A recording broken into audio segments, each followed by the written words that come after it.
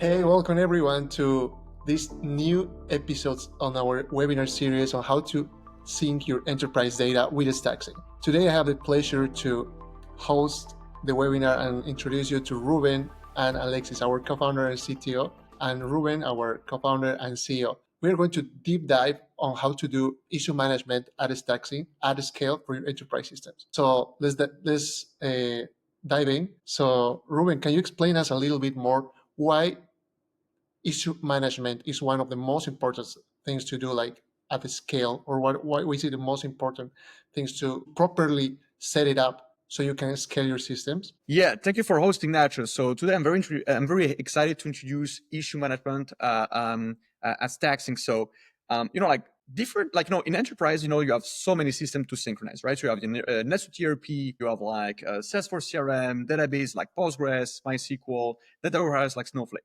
And so all of these systems have fundamentally different data models and different ways on which they work. So they have different data types for the same objects, for the same fields. They have different ways to actually frame data models. And so when you synchronize data, you actually have to transform this data from one system to another to have a working sync. And so many companies, they have like a very big struggle, and this is where maintenance start to become extremely expensive and SLAs on data start to break. This is when issues actually have to be troubleshoot, one by one, and so at scale, this become a mess, and you can actually feed like work for like an entire team to manage these issues. So Stacksync, we launched a very streamlined way to manage your issues, which manage actually to capture, to be notified, and to take action on this sync issues. Awesome. So let's dive into the dashboard. I know for a fact that we are leading this issue management space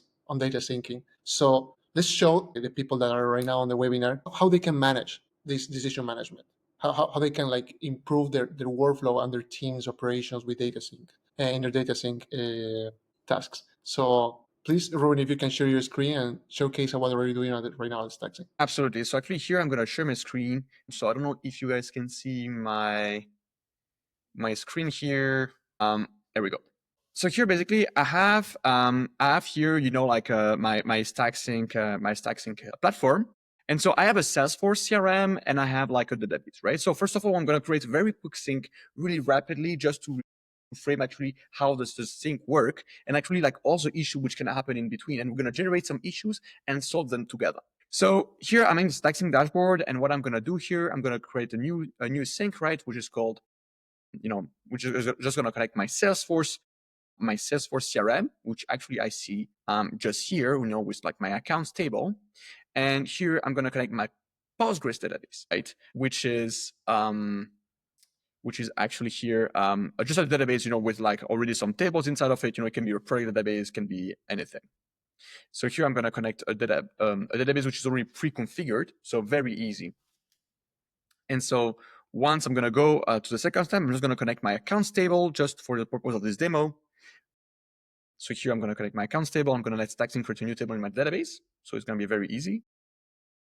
I'm going to just let it sync all the fields by default, right? So that's pretty much it. I'm going to change anything. So on this domain, basically here, we're going to have like a sync between our Salesforce CRM and our Postgres database. And now it's just time for me just to switch a sync on, and I should have like a sync between Salesforce here and my database. So now I'm going to refresh my schema, and I should see my data, my table accounts just appearing. And is the sync turned on? Yeah, okay, now it's on. Okay. So I should see my data. So here I have 24 accounts, and here I also 24 accounts in Salesforce. So this is very easy, right? So now I'm going to create a new company, which is, for example, let's say Apple. And this is going to sync to my Salesforce, right? So actually just know that here the ID is not there yet. So if I go into my Salesforce, I'm going to refresh. So now I should see Apple here. And now I'm going to be just like modifying this data here. I'm going to make Apple is like an integrator. And that's a very easy way to do it. So actually here, I'm just going to refresh. So here we should see integrator appearing, and here we have integrator, right? So issue syncing is very fast, very real time, extremely fast at any scale. And so what can happen, for example, right? So because your database is, much more flexible than, it's a data model, right? Which is much more flexible than what you have in Salesforce. For example, the ID column is managed by Salesforce. So Salesforce has a very specific format about it. If you insert a record, for example, Apple, I'm going to modify this record. I'm going to say, I'm going to put R as a ID. Of course, you will not be able to sync this data. Actually, here my ID is playing around. So actually here, Stacksync, actually here you are trying to write an ID into a managed field in Salesforce. So actually here in Salesforce, it's not possible to manage the ID, right? It's just given into the URL. So what's going to happen here is that Stacksync, actually, I just received a notification. I don't know if you heard it, but like I received a notification, and here if I go into my issues dashboard, in a normal setup, this should have been just a silent failure, right? So you just have like in your Sentry, in your Datadog, you have like a log which just tells you, okay, there is an issue, but it doesn't tell you what was the issue. It's like the data, is probably masked, etc. So you don't have actually any insight on this. And so in your company, it's like the CMO or the CFO walks to you and say, well, the figures in the dashboard look strange. And now you realize not only the dashboard, but also like the entire enterprise system integration failed for a couple of days now. And so what it's going to do, actually, you're going to take your entire morning, your entire day to actually roll back, backfill, and do all of these data manipulations, which are going to be able to actually reestablish the consistency between your two systems. While in Stacksync, or anytime you have an issue, you are alerted in real time. So actually Stacksync will offer you a dashboard where I go sync issue. I can say, okay, in my Salesforce, I had an issue while the following columns are not writable. And I got much more details. We're going to deep dive into this right away. So actually you already have like a dashboard where you have all the issues displayed, and this can work at scale. So you can have like thousands or millions of issues here, and all of these are very easy to actually resolve. So here you can say, okay, you try to write in a column which is non-writable. You have the data itself. It's an update of a record. You have the ID of the records on both sides. So you can actually go in Salesforce or go in Postgres and really investigate, deep dive. You even have a link to share with an engineers and ask for collaboration.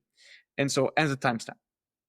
From there, it's very easy. Stacksync effectively, step one, captures this issue and display it to you into a dashboard. The second step is to let you know that there is an issue. So Stacksync will also send you a notification right into your system of choice. So your system of choice can be WhatsApp, can be Slack, can be email, can be Datadog, Sentry, and all other, or like even New Relic, or like all the error management and logging system that your team already uses. So it's not one more tool that you actually have to learn how to use. It's just like Stacksync fits into the current workflows that your team already use, love, and maintain every day. So this is the most important thing. So once you have been notified, Stacksync will also help you take actions. And this is what we're going to do. We're going to see right away. I would love to highlight that silent failures. This is very common. This is very common because, and they are the most dangerous, right? So I don't know if you have a take on this, Alexis, but what does it mean when you have a silent failure and you're like, you have lots of silent failures over like the past month? What can happen like to your system, to your data sync process? Yeah, it's a good point, Nacho. Like what typically happens is that you have the sales and marketing team that reach out to the CTO, that then reach out to the data engineer, that they see an issue there, that there's some data inconsistency. And this happens like every day in most companies. It's like, this is impressive. This is shocking how often this can happen. And why is that? How did we end up in such a situation of these silent failures? When data team build pipelines, usually you have these scenarios where you can have, like, for example, you have some business rules in the CRM that, for example, team with ID X doesn't exist, for example, or email is not valid, phone number is not valid. So usually data teams are aware of this kind of low level complexity business rules. And so in their application code, they will implement this validation logic to be sure to handle them. But what's really not enough, like, what data teams don't realize is that such issues will keep happening because there will be new business rule happening. There will be like new workflows or so in Salesforce. Like this morning, I was talking with a customer, like one of the engineers added some workflows inside their Salesforce using the Salesforce triggers on their side. And what happened is that some other pipelines were not working anymore because the downstream trigger like was not working, and this blocked the insertion of the record actually. What's really important to understand here is that these issues is not only before when you are at the implement step.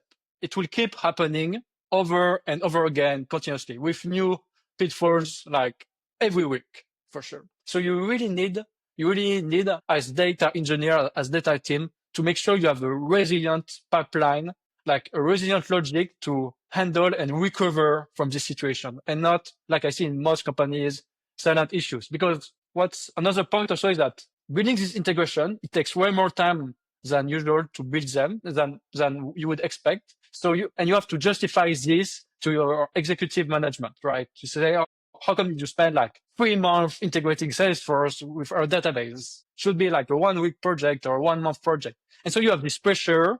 And so usually what we see in companies is that they don't make the effort of implementing this resiliency, they have something that works like 90% of the cases, but they never reach 100%.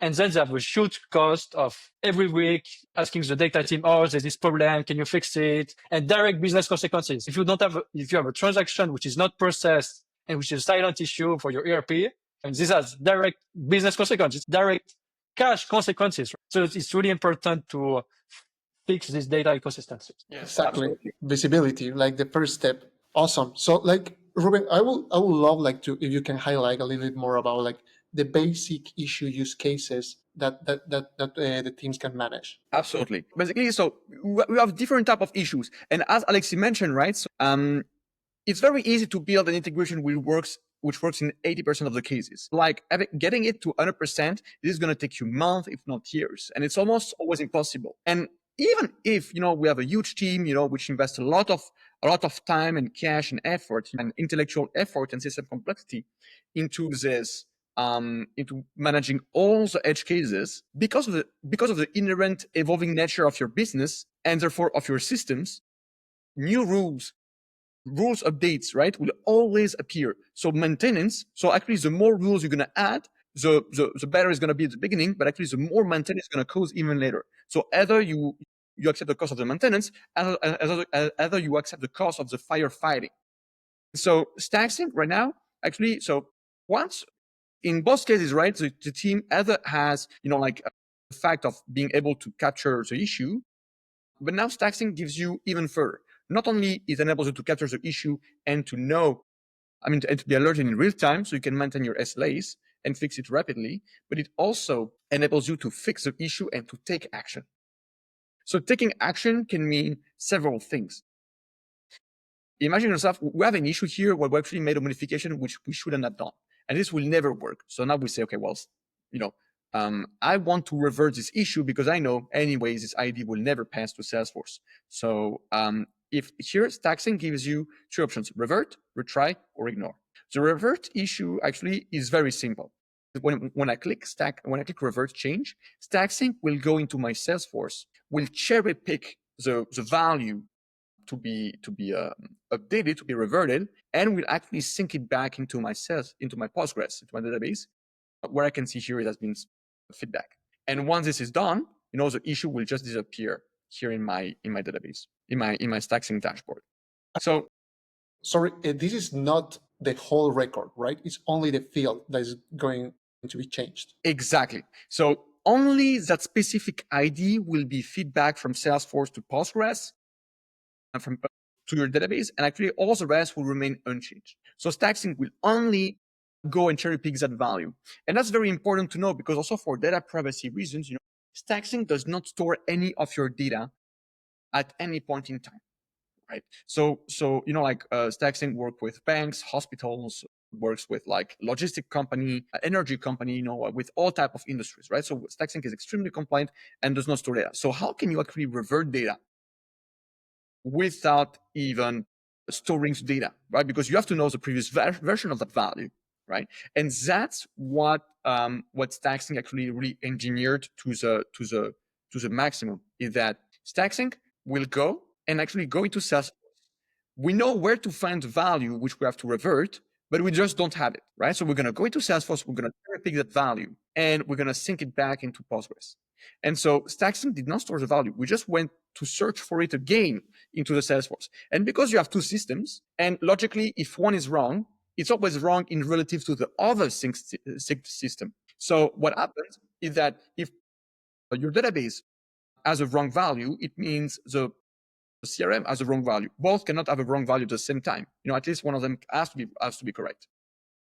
And therefore, this data basically will be cherry picked from the system which is already correct. And this works bi-directionally as well. I can create data in Salesforce which is going to error because I have a different data type, or I have a different kind of unique constraint in my database, and this will be able to actually be surfaced into my dashboard with a correct error message. Awesome. So we have like this Revert function. We have the Retry function too. Can we dive a little bit deeper on that? Yeah, okay, sure. yeah. And you want to go over? Yeah, absolutely. And I will build up after. Basically, on this Retry function, right? So this is a very different process, right? So here we made an issue. Something wrong in my database. So now actually I wanted to actually take the data from Salesforce back and revert it, right? So this is revert.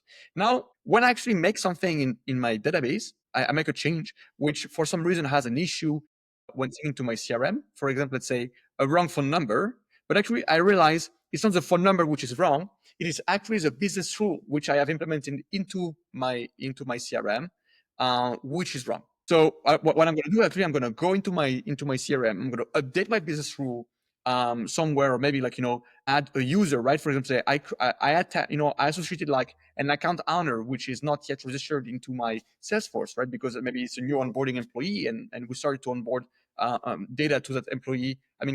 We started to allocate, to assign contacts to that employee already before it even started, and the user was attached in creating Salesforce. And we also have some use cases. For example, let's say simply you have like some countries, right? And now, some people sign up from a different countries, and the multi-select does not include, let's say, a new country, for example, Brazil. And so because you just have a new setup from Brazil, and like your Salesforce does not allow for the value Brazil, then what you're going to do is that you're going to, the record will just fail, right? Because a pick list might have a restriction on the values you can insert. So now you have to go into Salesforce. You have to add Brazil as a valid option.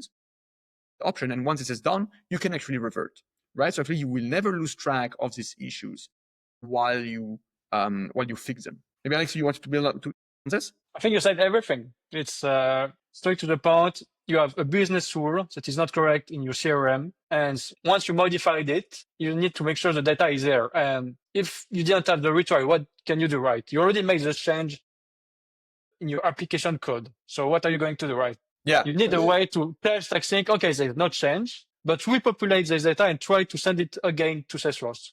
No, it will work. This is very important, right? Because it gives you 360-degree view of what's happening with your issues. You can update the business rules or the data itself as you need. So you have a way to control that. That's awesome. Exactly. And so we discussed about the fact that most teams, when they build in-house, they don't implement the logic in case of issues happening, right? They don't have a dead queue or place where the issue would go. Now let's talk about the second level, right? Let's say a team that is aware that issues can happen, and so they save the issues in a queue or another table, right? What I see often also is that they don't have a mechanism which make it easy for them to replay, to revert, or to retry an issue. It's just there in a table, maybe in BigQuery, or just in a log file sometime. And so that means that they need to manually edit the records to repopulate them. And as you can imagine, sometimes you do, as every human, errors, and then you send incorrect data to the CRM. So this is something we tend to see in the industry.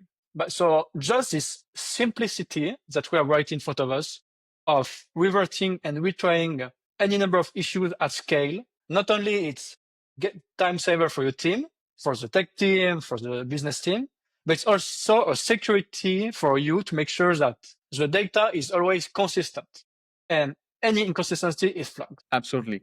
Already just knowing, adding the dead queue, and just knowing that the issue exists is already a very good point, right? Just logging, right? Then you have the second step, which is being alerted, right? So now, you might have a dead queue, but you just don't look at it, and that you have nowhere a Slack notification which just tells you, hey, there is an issue. So at that point, it's very important that that you're alerted, and most reverting issues can be disastrous, right? As Alexi mentioned, you have to roll back, and maybe here I created 6 of them, right? But this could be at scale. It could be millions of issues. So it might even be impossible to just download 2 CSVs and compare the data and know which record was wrong, etc. It might be almost impossible. And so at that moment, having the simplicity of just being with a button, being replaying or retrying this issue, that's great. And also there are also some cases where you are okay with as a differential. And for example, say for my business use case, I want this data to stay like this, right? I just want to for some reason, I have a process which take into account my Salesforce ID, and I actually made it different because I want to exclude this data from my system being updated, right? So what happens is that you can also choose to ignore the issue, and actually this will remove the issue, so you have always a clean dashboard. You always have your inbox 0, dashboard 0, and as soon as there is a new issue, you have a clear view of what happens. You don't have issue which just pile up here. You just have like a very clear issue where everything which is here, if this issues dashboard is not empty, it means there is a need for you to take action to maintain your data SLAs, right? This is a spirit of being able to take action rapidly and having just a clarity of mind and simple system to actually take action. It's inbox dashboard, inbox 0 dashboard management. That's awesome. Like you can you can change it with 3 buttons at that scale. Like you can, it's crazy. So I would like to deep dive a little bit more, like how to collaborate with issues, like how if your team can jump into to fix the same issue as you are doing, like how the team or all your team members can move on the dashboard. Yeah. So Alex, go ahead. Okay. So basically, what we see also is that data team is usually it's not a single person working on this project. It's usually several people at least, right? And so some part of them maybe work with that object of this part of the pipeline. So maybe the CTO is the one that receives the issues, but it don't necessarily knows all the details about the implementation, right? So it would be super easy for him to forward the issue to the person responsible of the account object, right? The person who did the implementation. Or if you have any custom object, right? The CTO would more certainly know that there's business requirement, but don't know every field of this, won't understand why this value is incorrect. It actually happened to me this morning. A CTO of a company shared in the channel, we have this problem with that field. I don't understand the value seems correct. At person X, can you confirm what is causing this, right? It's literally happened 2 hours ago. It's really the fact that not only is easy, but it's easy for all your team to quickly escalate this issue and to all be flagged of this. Exactly. So here I just did it on my screen. Here you actually have an issue URL where you can actually copy this issue and just paste it somewhere, and actually you have a deep dive into the issue, so you can really flag and really have a full focus on that matter right now, right? And so this is really important, and not only you have this visibility, but actually you also have different topics where this issue can also be managed at scale, right? And you can also monitor them from afar, from a monitoring dashboard. That's awesome. And what about filtering? For example, you mentioned that we can have millions of issues that we want to fix. How can we filter? Because I want to see for a specific sync, because I have too many things with other systems. How can I, based on region? Can you show us a little bit more about that? Absolutely. So here, for example, in my workspace, I have different things, right? So I might use Salesforce for sales, HubSpot for my marketing. I might use NetSuite for my ERP. So I actually have different kind of apps. So here we can see just in 2 things, I have Salesforce, Postgres, HubSpot, Snowflake. And so if I go into my issues dashboard, I can simply select, my filters and say, okay, my sync was this, your default name, my apps, and I say, okay, Postgres, I have no issue to insert data in Postgres. But what about Salesforce? Okay, actually, I have issues to insert data in Salesforce. And this is where I can see them very easily into my dashboard. And I can go deep dive into any kind of filter And this is like one of the preconditions, because this dashboard is very useful. But imagine you have millions of issues, it becomes very hard for you to filter across all of your sync. So Stacksync really enables you to filter that out, and as well as taking action on multiple issues. For example, say if all of the 6 issues actually are all the same, well, that's great. You know actually how to fix it. You know this action actually would need to be reverted. So I'm going to select all of them. I'm going to apply my filters. I'm going to select all of the issues which result in my filter, and I'm going to be reverting the changes. So now all of those changes will be reverted. So now I have 6 issues. Resolution process resulted for 6 issues. No more issues in my dashboard, and now I just refresh, and yes, I can see I have like 6 issues resolved just for here. Exactly. And also some things that some companies tends to do at the beginning is that they say, oh, if there's some issue, some inconsistency, I just dump everything from one app to the other. I'll just refresh enter app. Yeah. So maybe that's fine when you have 100 records, right? You can do a script for this. What about now you have like thousands, hundreds of thousands, billions of records? How long is this going to take? Which kind of cloud costs are you going to pay for this? For how many hours is the business data going to be incorrect in the business tools because of this, right? It's not only being able to do it, it's like at which cost? So yeah, you're going to say that, sir? Exactly. I wanted to ask about that, actually, like how usually teams manage this on site, like with their own teams. But you already answered that question. But I have a question here is like, how much time are these issues stored so teams can take action on them? Yeah, so actually these issues are stored until they're fixed, right? So actually it's very declarative. So here, for example, say if I go back to my Apple and I just keep modifying the same issue, right? I just keep picking the same issue. The issues will be stored for until you fix them. So until you have something in your issues dashboard, it means that there is a differential between your sync in Salesforce and in your database, right? In your CRM and database. So if there is no more issues, the data is exactly the same on both sides, and you're absolutely full ready to operate fresh data at real time. But actually here, if you have an issue, okay, I know that since 15 seconds ago, I actually have one discrepancy between my two. And this is where I can take. So maybe some issues might take more time to resolve. And I see where you're going with this is that maybe I have to actually ask the Salesforce admin to actually change a business rule in Salesforce, or ask a business team, to say, hey, was this phone number really correct? And so this might involve business people, other team members, Salesforce admins, database admins to actually be involved into the resolution process. And this is why actually you can keep them here and mark them, as in process within your Stacksync dashboard. And but this triage mechanism, right, of assigning, and distributing issues for resolution, can also be done into your favorite tool, such as like Datadog, Sentry, a New Relic, like any kind of tool, or even Slack, so you can just like forward the message. This is where Stacksync becomes very handy, because it just fits into your usual data issues resolution workflows, right? Exactly. Awesome. So how do we monitor these issues of our, like, how much data are we syncing, how much issues are we receiving from that data? Can we show like the dashboard that we build, like to get track of this? Yes. So Stacksync basically so this is like a dashboard to actually explore and take action, but you also have some more top level overview toolings where, for example, here you have like a monitoring dashboard, and we can see, in the last hour, we can see exactly all the issues that we have created, right? When I created 6 issues and when I actually resolved 6 issues. So you can see, all of these elements.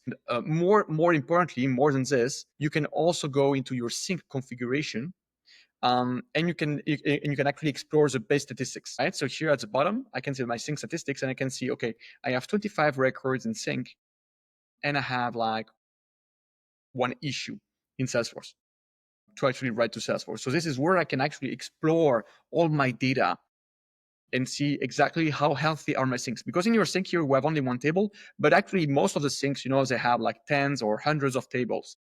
For example, for NetSuite, you have so many tables that you have to sync. HubSpot, same. What happens is that you can really assess the entire health of your syncs right from your dashboard You can you can also see them here read from account from a top level perspective. This is a top level health check, like that's being done in real time. So this is very, very powerful. Yes. And what about like for collaboration? I want to dig a little bit deeper on collaboration too. Go on, Robert. So for collaboration, basically, you can share the issues yourself. I mean, like you can share the link of the issue. You can actually point to the dashboard and here. But you also have like, if you go into your workspace settings, you can actually subscribe to different notifications. For example, let's say real-time issue notification. You can also have like daily digest of issues, and you can actually really have like the different type of levels of notifications. So this is really where really notification in real time and the daily that just really take place. Awesome. Just to wrap up, like we check like some basic use cases, like the Revert, Retry, and Ignore Issues button, and how to do it at scale, and how to monitor and collaborate with your other team members, engineers, and business people on your team. So this is extremely powerful. I don't know if you have something to add, Alexis or Ruben, before we end up the webinar. Is that it seems so easy. And that's the magic, right? It's like, it seems so easy. It's like, sometimes we have like potential leads, as I said, but it seems so easy, right? Why can't I do it? All right. And so there's a magic about Stacksync. Is like, it's made it so easy for you that you don't have to waste time designing this. You don't have your team to waste time working on this. You don't have to waste your business team like facing the consequences of data which is invalid. That's how I would end up. It's just made easy for you. Yeah. And also as a leader, right? So here I'm talking as a CEO, is that, as your team, has to manage all of these issues, and like this takes time, this takes like really human action, right? And so without the right tooling, your team is going to keep piling up, issues and piling up different systems which have to be synced, and actually they're going to be overwhelmed by these issues. And sometimes, like people gonna just spend like their full time working hours to actually just work on fixing these issues. So this means the roadmap doesn't go forward. You are exposed as leadership. As a leadership, if the people who actually know how to fix these issues, which are deep dive into your code base, into your systems, if you use code or like outdated tools like Boomi or Celigo, right, which do not offer any issue management tooling, this actually your team actually going to be, if these people who know how the system work actually leave, you are exposed as not maintaining your data service levels to all of your stakeholders, which can be business for decision making, can be operational, for like apps you're building on top of your enterprise system data. It can be your AI components, your AI initiatives being delayed because they don't have the data, the first data delivered on right time, right? And so so wrong decision making, and this can have massive adverse business consequences. So with the right tooling, right? So we not only offload a part of not interesting work that your engineers have to do, so actually you increase employee satisfaction, but it's also you enable them to just focus on what they do best, which is building a unique product and not taking care of this dirty integration plumbing and making sure they follow issues on a daily basis, and not have to open a dashboard every day to actually explore what kind of issues are happening into the sinks, like it happens just daily. Exactly. Awesome. Excellent, Ruben. And as a final note, I would like to add that I think it's one of the reasons the data industry got stuck for all these years in the modern data stack, right? Just analytics. Because it's so hard to provide consistency between your systems that the pipeline is not resilient enough to build like critical pipelines out of knowledge. You cannot use them for operational use cases where you have like direct chain of operation. This is not reliable enough, right? And that's why at the end of the day, what I see is that most of these projects, they are being used for operational, for analytical, use cases, or for operational, but never really critical. And at the end, you never build this project. You never move forward with this project that you could deliver more business value to your own customers with that. Mm-hmm. I think we need a new generation of tools in the data industry that can provide this reliability to really have some solid infrastructure that your team can use to finally ship all these new projects and deliver all these business values that your own customer have been waiting for years for this. It's going to be Stacksync and many others. But I think this is the future of the data industry. There will be AI, but the operational use cases, if for sure, like critical use cases, is going to be the next revolution in the data industry. Absolutely, totally agree. Awesome. So keep all your data synced with Stacksync. Forget about issue management. Your engineer team will start building the product that makes you different. Your business will make better decisions because it has the correct data in their systems. Thank you everyone to join the webinar, and we are going to keep you posted on new webinar series. We're going to talk about AI. We're going to talk about our connections. So we're going to keep you posted. Follow us on LinkedIn and YouTube. So thank you very much, Ruben and Alexis, for this presentation. Thank you, Nacho. Thank you to all of you. Thanks, Nacho. Thanks, everyone. Have a great day.